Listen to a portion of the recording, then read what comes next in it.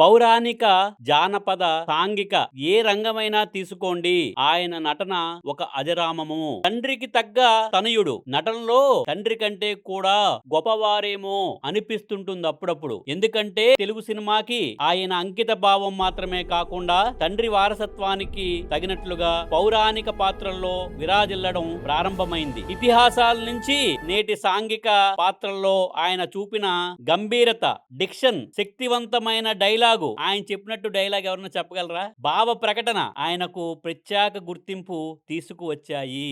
Welcome to Sujana digital space studio. Nandamuri Balakrishna నటన నేటి సాంస్కృతిక వారసత్వము. ఆయన తెలుగు సినిమా చరిత్రలో పౌరాణిక, జానపద, సాంఘిక, యాక్షన్, ఎమోషన్స్ పాత్రలు ఏవైనా సమాన పట్టుతో ఒక పోటీతో ఉండి పోషించిన నటులలో అగ్రగణ్యుడు నందమూరి బాలకృష్ణ. ఆయన తండ్రి గారైన తెలుగు రాష్ట్రాలకి గర్వకారణమైన ఎన్టీఆర్, మాజీ ముఖ్యమంత్రి నందమూరి తారక రామారావు గారు వారసుడుగా బాలకృష్ణ అన్నప్పుడు ప్రేక్షకులు గుర్తు చేసుకునేది కేవలం రక్త సంబంధం కాదు, బాలకృష్ణ యొక్క నటనా శక్తి, తెరపై అజరామం అయ్యే వ్యక్తిత్వం. ఒక్కసారి తెర మీదకెళ్ళగానే ఆయన నటన చూస్తే ఎవరికైనా నందమూరి బాలకృష్ణ పూనకాలే ఒక డీజే సౌండ్ వస్తుంది. బాలకృష్ణ అంటే ఒక డీజే, ఒక పూనకాలు ఎవరికైనా జై బాలయ్య అనాల్సింది ఎవరైనా. నందమూరి బాలకృష్ణ ఎన్బీకే అందరూ ముద్దుగా పిలిచే జై బాలయ్య.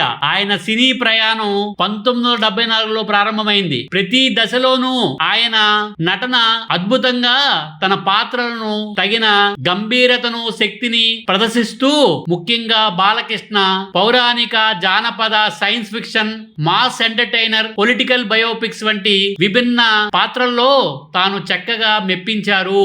తాతమ్మ కళ 1974 చిన్న వయసులో నటుడిగా పరిచయమై కుటుంబ బానిసత్వం, గ్రామీణ నేపథ్యంలో సహజ నటన చూపించారు. దానవీర సూరకర్ణ 1977 బాల నటుడిగా అభిమన్యుడి పాత్రలో క్లాసిక్ పాత్రలో మెరిశారు. ఇది ఎన్టీఆర్ దర్శకత్వంలో వచ్చిన సినిమా. అక్బర్ సలీం అనార్కలి 1979 చారిత్రాత్మక పాత్రలో సలీం గా నటిస్తూ లోతైన భావనలను ప్రదర్శించారు. సాహసమే జీవితం 1984 తొలిసారిగా హీరోగా యూత్ఫుల్ ఎంటర్టైనర్ కొత్త తరానికి దగ్గరయ్యారు. నిప్పు లాంటి మనిషి 1986 4 సంవత్సరాల్లోనే 25వ సినిమా. మాస్ పాత్రలకు అడుగుపెట్టిన సందర్భం ఇది. అపూర్వ సహోదరులు 1986 డబల్ రోల్ ఛాలెంజ్ నటనా పరంగా కొత్త ప్రయోగం. అన్నిటికంటే చెప్పాలంటే ఇప్పటి జనరేషన్స్ కూడా ఎంతో ఇష్టపడే ఆదిత్య 369 1991 తెలుగు పరిశ్రమలో సైన్స్ ఫిక్షన్ కు ఇది ఒక మైలురాయి. డ్యూయల్ రోలు, టైం ట్రావెల్ కాన్సెప్ట్, స్ఫూర్తిదాయకమైన పాత్ర. ఇది ఇప్పటి జనరేషన్స్ కూడా చూస్తే ఎంతో ఇష్టపడతారు.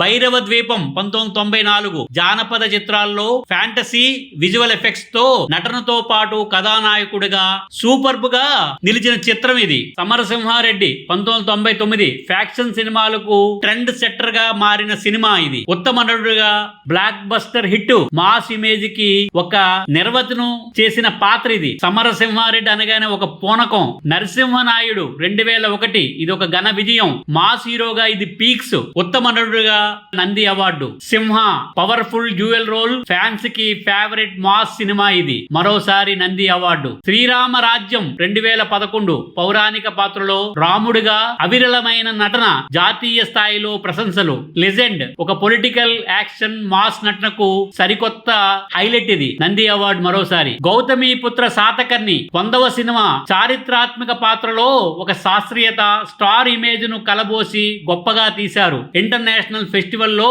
ప్రదర్శించారు. అఖండ 2021 ఒక మాస్ పవర్ఫుల్ గ్రేస్ అఖండ పాత్రతో record breaking blockbuster movie ఇది. భగవత్ కేసరి 2023 ఒక ఎనర్జెటిక్ కమర్షియల్ ఫ్యామిలీ డ్రామాతో ఈ పాత్రలో బాలకృష్ణ ఒక తండ్రి స్థానంలో ఆ పాత్రతో స్క్రీన్ మొత్తం ఊపిరి పెట్టి చేసిన సినిమా ఇది. ఇది మరో లెవెల్ సినిమా ఇది. Daaku Maharaj 2025 latest movie. 1990 back drop లో సీతారాం అనే సామాన్యుడి నుంచి డాకు మహారాజ్ గా డార్క్ యాక్షన్, న్యాయం కోసం పోరాడిన విభిన్న పాత్ర. ఇలా ప్రతి ప్రతి దశలోనూ బాలకృష్ణ సినిమాటిక్ ట్రయల్స్ గా చేసి స్క్రిప్ట్లను ఎంపిక చేసుకుంటూ మాస్ క్లాస్ ఫ్యామిలీ చారిత్రాత్మక పౌరాణిక ఫిక్షన్ పొలిటికల్ ఇవన్నిటికీ పదునైన నటనను ఇవ్వగలిగారు. సిల్వర్ స్క్రీన్ మీద ఒక జై బాలయ్య అనేది ఒక ఫీలింగ్ లో ఉంటది. ఆయన action scenes, dialogue delivery, dual multiple roles, characterisation విషయాల్లో తిరుగులేని ప్రతిభను నిలిపిన యువరత్న బాలకృష్ణ ఒక సినీ ప్రపంచంలో ఆయన ఒక చరిత్ర సృష్టించుకున్నారు. తెలుగు ప్రేక్షకుల అభిమానాన్ని 5 దశాబ్దాలు చక్కగా నిలుపుకుంటూ నందమూరి నటసింహం స్థాయిని సంపాదించుకున్న చరిత్ర బాలకృష్ణ గారిది. ఆయన పురస్కారాలు గుర్తింపులు చూసుకుంటే 2025 భారత ప్రభుత్వం నుంచి పద్మభూషణ్ అవార్డు లభించడం బాలకృష్ణ కీర్తిని దేశ స్థాయికి చేర్చింది. తెలుగు సినీ పరిశ్రమలో బాలయ్యకు ఒక ప్రత్యేకమైన గౌరవం మరంత పెరిగింది. నందమూరి బాలకృష్ణను కేవలం ఒక సినీ నటుడిగా చూసుకోవడం అన్యాయం. ఆయన ఒక సాంస్కృతిక ప్రతినిధి, ఒక తరతరాల కలయిక. ఆయనతో మూవీస్ చేసిన పెద్దలకు ఎన్టీఆర్ జ్ఞాపకం వస్తారు. అన్స్టాపబుల్ షో చూసిన యువతకు ఫ్రెండ్లీ స్టార్ గా కనిపిస్తారు. తెలుగు సినిమా పౌరాణిక జానపద సాంఘిక వైభవాన్ని నిలబెట్టడానికి అవసరమైన వ్యక్తి శక్తి ఉత్సాహం ఉన్న ఏకైక నటుడు ఎన్బీకే అని చెప్పడానికి సందేహం లేదు.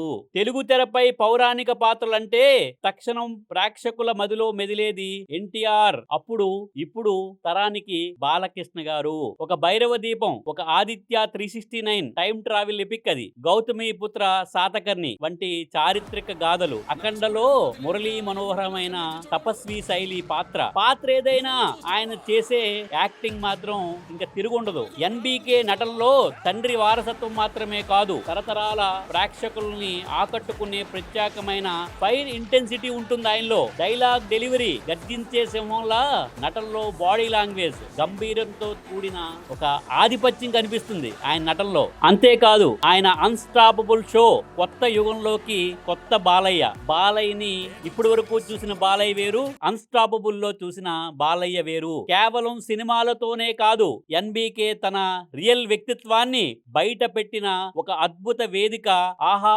ఓటీటీలో అన్స్టాపబుల్ విత్ ఎన్బీకే షో. ఇక్కడ ఆయన యాంకరింగ్ ప్రజల హృదయాల్ని హత్తుకుంది. హాస్యం, సరదా, అంతరంగం, పెద్దలతో నడిచే సంభాషణలు, నాయకత్వ చమత్కారం, ఇది ఎన్బీకేకి నందమూరి బాలకృష్ణకి కొత్త తరానికి మరంత దగ్గరయ్యింది. నందమూరి బాలకృష్ణ గారు కేవలం సినీ నటుడే కాదు, సేవా మార్గంలో ముందుండే మహానుభావుడు. ఆయన సేవా కార్యక్రమాల్లో ప్రముఖ స్థానం Basavatarakam Indo American cancer hospital research institute Hyderabad లో ఉంది. నందమూరి బాలకృష్ణ బసవతారకం గారి క్యాన్సర్ హాస్పిటల్. ఈ హాస్పిటల్ ఆయన తండ్రి నందమూరి తారక రామారావు గారి సతీమణి బాలకృష్ణ తల్లి గారు బసవతారకం జ్ఞాపకార్థం స్థాపించబడింది. హాస్పిటల్ ను లాభాపేక్ష లేని సేవా సంస్థగా అభివృద్ధి చేయడంలో ఎన్బీకే నందమూరి బాలకృష్ణ కీలక పాత్ర పోషిస్తున్నారు. క్యాన్సర్ బారిన పడిన లెక్కలేనన్ని పేదలకు ఉచిత చికిత్స అందించడానికి ఆయన నిరంతరం శ్రమ చేస్తున్నారు. బాలయ్య గారు ఈ సంస్థకి చైర్మన్ గా వ్యవహరిస్తూ నిధుల సమీకరణ, దాతల సహకారం తీసుకురావడం, అధునాతన వైద్య సదుపాయాలు ఏర్పాటు చేయడంలో అగ్రగామిగా నిలుస్తున్నారు. ప్రతి సంవత్సరం ఆయన స్వయంగా ఫండ్ రైజింగ్ కార్యక్రమంలో పాల్గొని ఎన్బీకే హెల్పింగ్ హ్యాండ్ గా ఎన్నో జీవితాలని కాపాడుతున్నారు. సినిమా వేదిక నుండి సంపాదించిన ఖ్యాతిని ప్రజల ఆరోగ్యం కోసం ఉపయోగించడం, ఇది ఆయన యొక్క గొప్పతనం, ఆయన్ని గౌరవప్రదంగా నిలబెడుతోంది. ప్రజల అభిప్రాయం ఏంటంటే ఎన్బీకే అంటే కేవలం నటసింహం మాత్రమే కాదు, సేవా సింహం కూడా.